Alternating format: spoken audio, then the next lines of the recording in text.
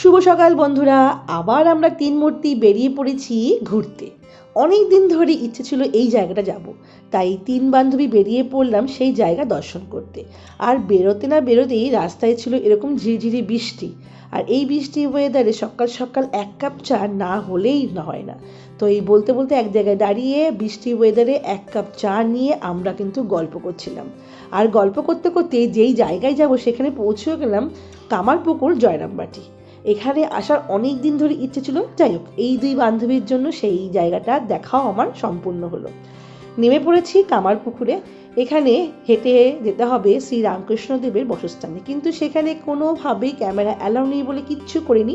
পরবর্তীকালে যে site scene গেছিলাম সেই ভিডিও একটুখানি দেখিয়ে দিলাম। তো শুরু করেছিলাম চা দিয়ে, আর শেষটাও করছি চা দিয়ে, আর তারপর রাস্তায় আস্তে আস্তে রিল বানালাম। তো পুরো ব্লগ আসছে চ্যানেলেতে। টাটা।